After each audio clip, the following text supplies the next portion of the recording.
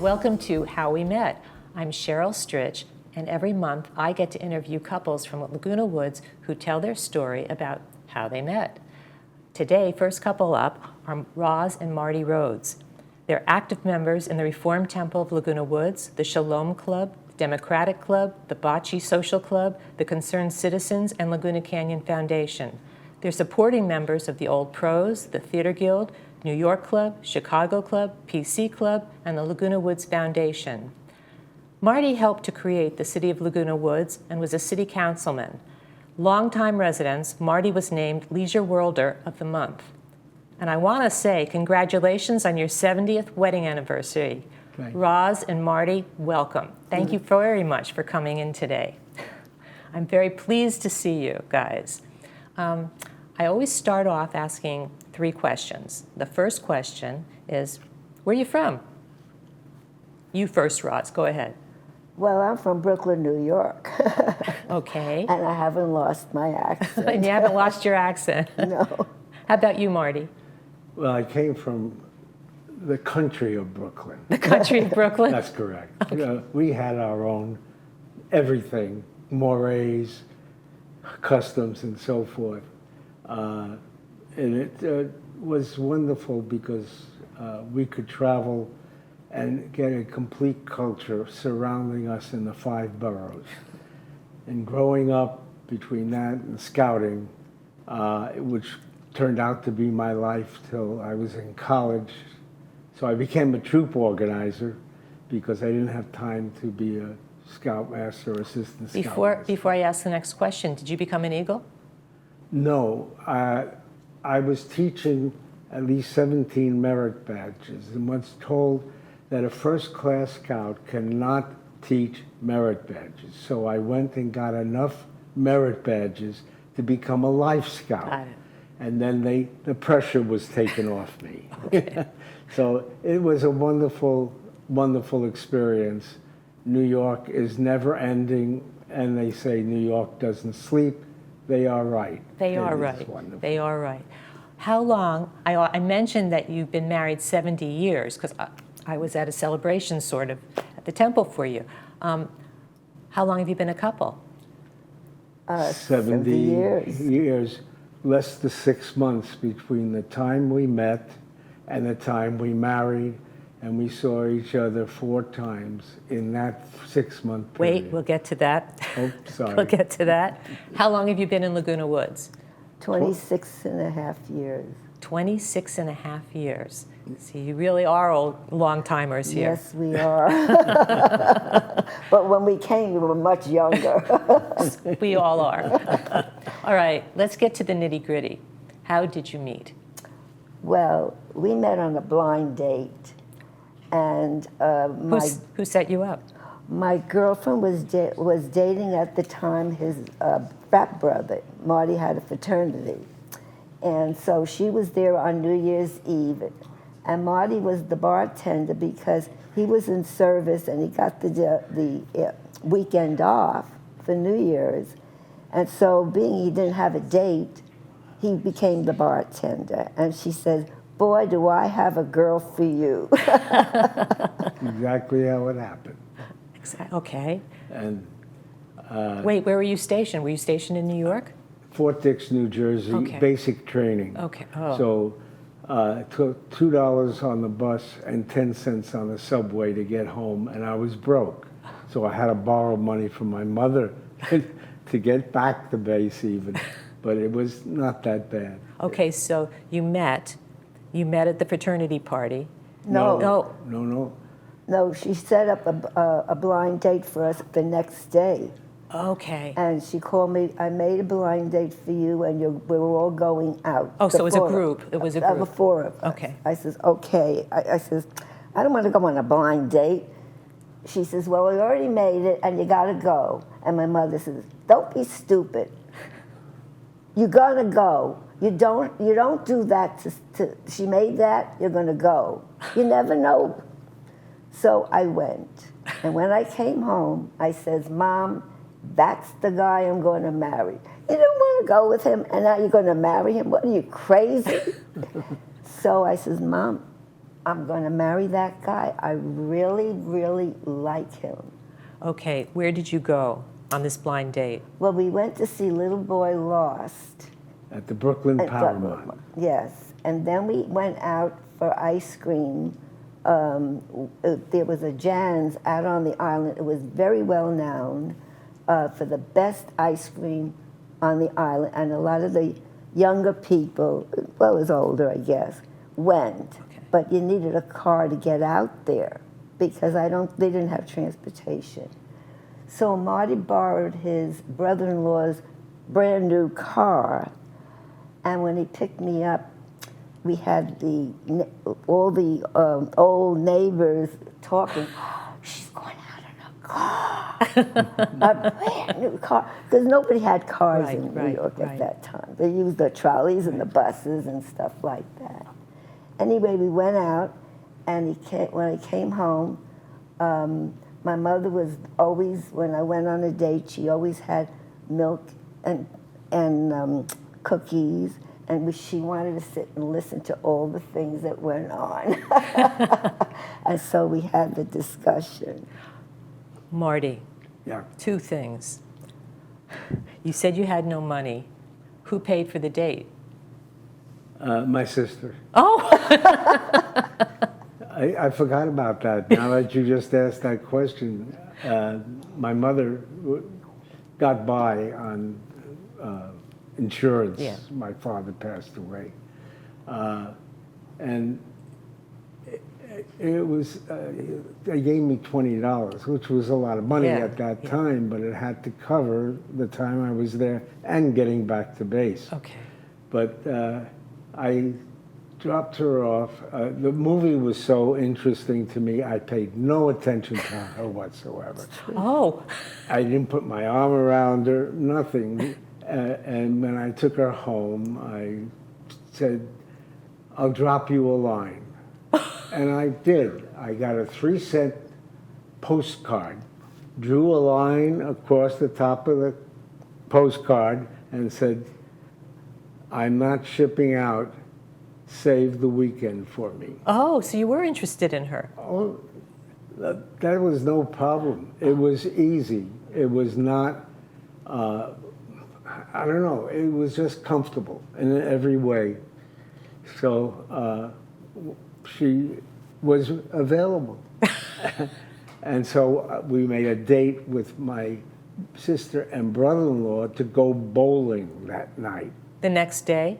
The weekend. Okay, the next week. Okay. And my sister says, I'm 7 years older than my brother. We've never done anything socially together. Something's up. So we went bowling, and in essence, they gave approval. And you picked Roz up in the new car again? Yeah. Yeah. Well, they were in it. I wasn't driving. Right. But it just turned out to be a wonderful experience. And then later on, because of being sent to Fort Pickett, New Jersey, Virginia, excuse me, Fort Pickett, to medical training for the military. Her sister lived in Newport News, Virginia, right across the bay from Norfolk. And we arranged to meet at her sister's house. Her mother thought she was safe going there with her sister, who we only saw once. We never saw the brother-in-law. And we had a most wonderful 3 days together before I had to go back. So by phone, our romance, that was the entire romance after that. So wait a minute. By phone, that's long-distance phone calls? Yeah. Always. Or letters, you know. Okay. And letters. And, okay, so this went on for, how often did you get to see each Well, other? we met in January 1st. We got engaged February 10th. Oh. I got And he a, called me in April, the day my middle sister was getting married. And so I told her. Make arrangement at his temple for June. I says, Marty, my mother right now is running around like a chicken without a head for my sister that's getting married tonight. And you want me to tell her we're getting married? He says, yeah. So I says, well, I will tell my mom that you want to get married, but it's not going to be right now because, you know, my mother is busy with my sister's wedding. Right. So I did tell my mother, and she says, I guess she thought I was pregnant. I don't know what she thought. She said, don't worry, we got really the were gown, alone. we got everything. You don't have to worry about one thing. I don't know what she was talking about because I did wear my sister's wedding gown, which was made. Hold on a second. We have a picture that in the studio we're not seeing it. It will show up. But we have a picture of you proposing to Roz. When was that? Was that in February? well, no, I'm trying to remember, sometime between January and February. Okay. On Eastern Parkway, which is a very beautiful wide street with walkways and seats. Right. And I just thought it was an apropos place. It was around the corner from my home. So was this before you called Roz at your sister's wedding to tell her that you were getting married in June? Yes. Oh, okay. yeah. So you had already proposed. I can't remember all that's the fine. sequence. Yeah, he of gave me time. his fraternity pin. Okay. But my mother said, you need a ring. So I says, Mom, we can't afford a ring. You need a ring. A fraternity pin doesn't work for me. So I told Marty, and my mother-in-law, God bless her, she says, Roz, you can have my 2.5 carat diamond. I says, Mom, that is what your husband gave to you. And you can still wear it and enjoy it. So she says, I'll tell you what you can do if you don't want to take that. My mother-in-law gave me a diamond necklace. We're going to take the biggest stones and make a ring for you, an engagement ring, which she did. And that made your mother happy? That made my mother very happy. So I just got the 2-minute warning that we're going to have to close. But the story can go on forever. But I do have to say that you told me that you got your sister's gown, but it had to be taken in a little. Yes. Because she was bigger than you. A little bit bigger. That whole gown was made specifically. We picked out. I went with her, and we picked out the fabrics and everything. And you saw the picture. Yeah, of it was that. gorgeous I had a gown. gorgeous. And you were gorgeous in the. Thank you. Anyway, guys, thanks so much for coming on. I love your story. Thank you. Take care. The second chapter is even better. So we should all be so happy. And the passing or closing word I have to say is marriage is 2 individuals. They should never only be a couple. We have our personalities, we have our gripes, we have our anger, we have our happiness. Let the partner express it. When it's over, and the relationship goes on better than it was ever before. Thank you.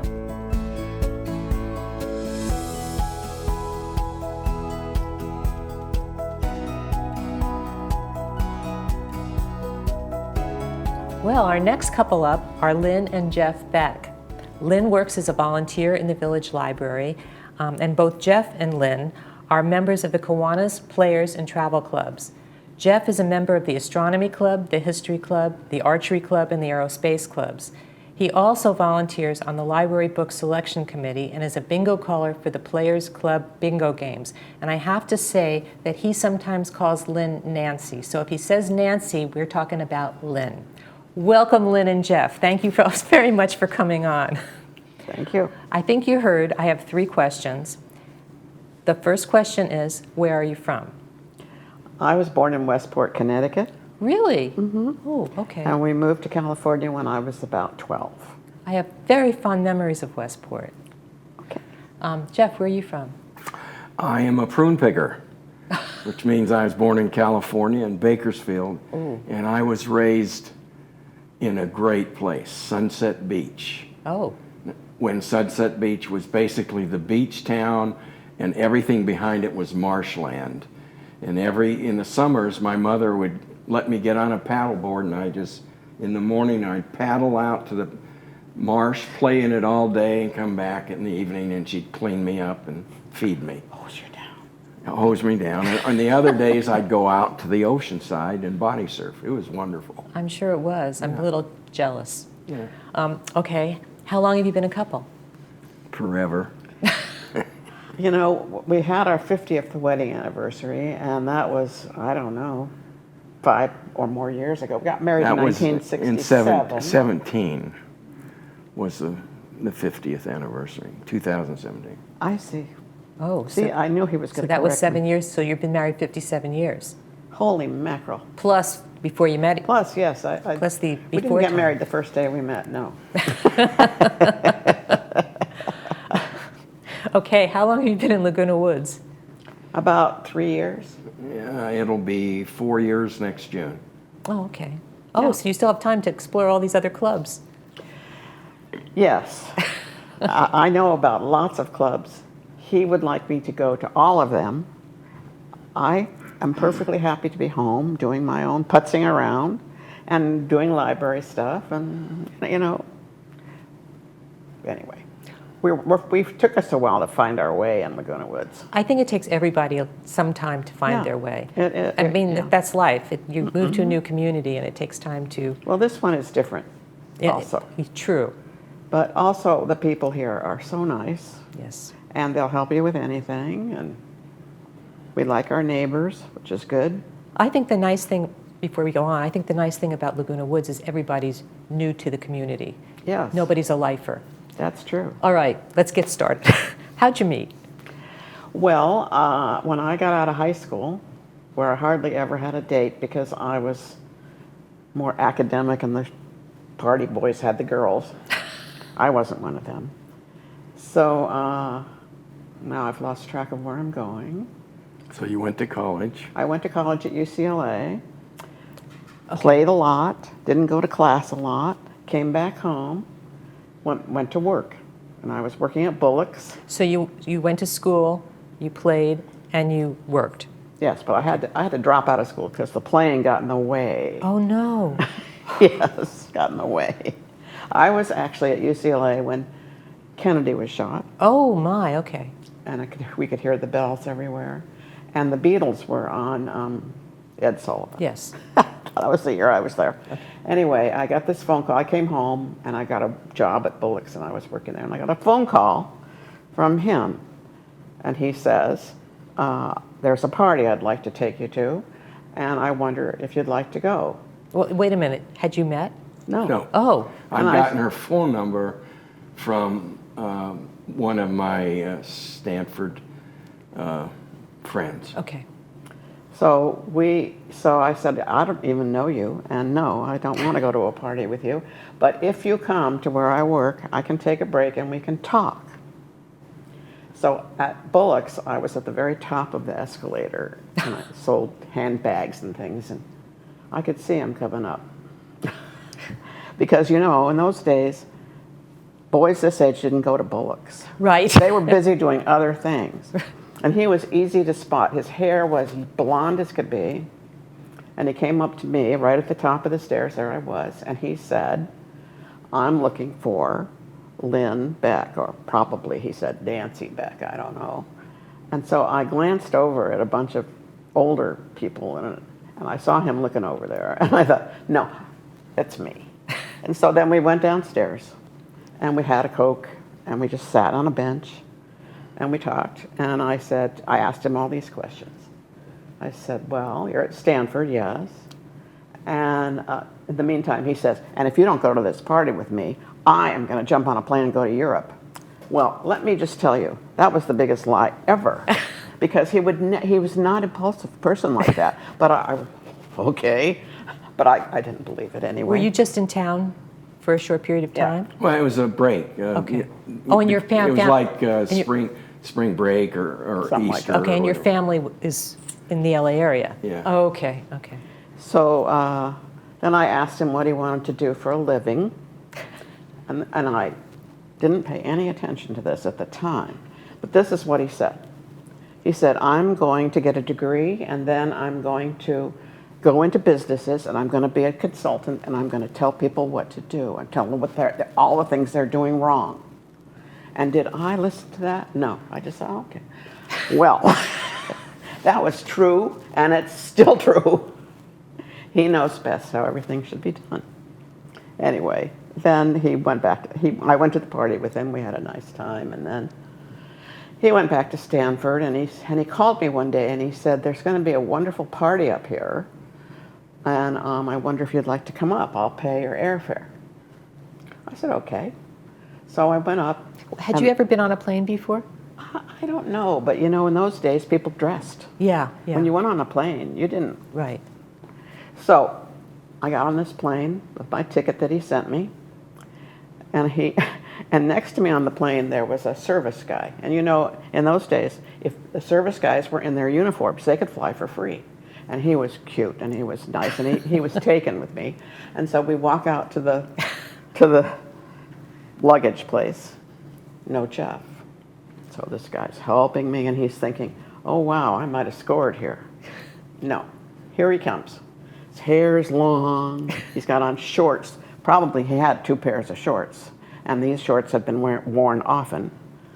And he helped me with the luggage then, and the little military guy disappeared, and we went out to the car. And it was an old beat-up Ford station wagon. And in the way back was a couple we never saw again, because they had blankets and they just disappeared. And then behind us was a couple, and he introduced them as so-and-so and the crow lady. The crow lady. I said, what? She laughs like a crow. Oh. We'd go up to Gurneyville, and we stay overnight in a cabin with a lot of people who were drinking a lot. And then we got up in the morning and we... Wait, one more thing. Yeah? So after your date with him the first time, Uh-huh. this is the second time you're seeing him? Yeah. Oh, okay. Yeah. Second time. And your parents didn't That's because I made a great impression. Your parents said that's cool? I'm not sure what I told them. Oh, okay. Probably not the first. So the next morning after we spent the night in this cabin with all these drunk fraternity boys, we drove out to this lodge kind of a place out in the woods right near the Russian River. And these poor people who rented this to these fraternity brothers had no idea. They had this really pretty place, had a really pretty pool, and they were going to make a luau, and we were going to leave the next day. Well, the drinking started quite early. And I was lying by the pool in my bathing suit, and all the boys were in and out of the pool and jumping and carrying on. And Jeff came over and he leaned down to me and he said, it's only a matter of time before these boys are going to throw you in the pool. So I suggest that you get in, if you do, and I won't be able to help you. So I got in the pool. Then they had the luau, and one of the girls' heads went in the punch bowl. They were having food fights with the luau food. Oh, they were awful. This is all Stanford people? Uh-huh. My fraternity was the prototype for Animal House. Okay. They were the Fijis. We used to do motorcycle races through our fraternity house. God. Up the stairs and out the window. What was the fraternity? Fijis. Oh, Fiji. Oh, okay. Fiji, no. I went to Syracuse. It was a big fraternity school. I know about Fiji. Yes. Uh-huh. Yeah, they used to have, well, anyway, but we could go on about Fijis forever, but Okay, so you're in the pool, then you went to the luau. yeah, went to the luau, and the next day I had to fly home, so he drove me down to the airport. And as we're climbing over a fence, a chain link fence, because he couldn't find any parking and we were late, he tells me he hadn't bought the ticket for me to go home, And he doesn't, not only that, he doesn't have any money. Another thing I should have listened to more clearly. You didn't I notice that it wasn't a round trip ticket. No, I didn't. And so we get to the thing, and I said, well, it was $14 each way. So I paid the $14. He said, I promise you, I will send you a check. And he did. And then he began to write me a little bit. He went to the bookstore, and he bought Stanford stationery. Pages were tiny. At the top, it said Stanford, and then right up next to the top would be 2 or 3 lines. That's it. Rest of the little piece was blank. He's not loquacious like that. So anyway, he started writing, and we got to know each other, and he came home for the summer, and we got engaged eventually. You got engaged while you were still in Stanford. Yes. Okay. He was about to graduate. Yeah. Okay. And then how soon after you graduated did you get married? That Summer. summer Oh, after graduation. what he charmed you. Anyway. Well, of course. I mean, look at this. But I also remember the day that he told his mother we were going to get married. His mother and I were in the kitchen, and she cooked a lot, and she was a great cook, and I was helping her. And she's telling him what he ought to be doing now in the summer and so on and so forth, now that he's a graduate and all this kind of stuff. And he said, Mom, probably we're going to get married this summer, Nancy and I. And she just kept chopping. She didn't say a word. She was great. But, you know, that's not the way you tell your mother. Before, I got the 2-minute warning, but this is the story I wish could keep going. How long did you, when did you get married? In August of that So year. you didn't have a lot of planning time. Oh, yeah, we did. But, Yeah, we but did. on the other hand, he had no idea what it is like to plan a wedding. To go and buy an engagement ring, I thought he was going to have a stroke. He had to borrow $500 from his brother. We went to a jeweler. By the time that was over, I had a migraine headache. I don't think we even wanted to see each other again. He borrowed $500 from his brother, and he was sure he was not going to have to pay all that much. He spent it all. And, you know, we've had a great life together. So 58 years later, it's an interesting start, but a great ending. Or That's true. A great That's true. continuous. I mean, you know, marriage is not always a straight path. It's often has a little this and It's a a little rocky that. journey. It can be a rocky journey. But Hey, I am so lucky to have him because he has integrity, a sense of humor. He's intelligent.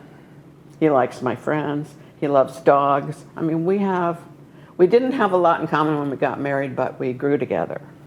I think that's wonderful. That's true. So thank you so much for coming on. I'll have to meet afterwards so I can hear more stories. But Oh, we've got more. You can tell them forever. We've got way more. anyway, thanks a lot, guys. Thank you. Thank you.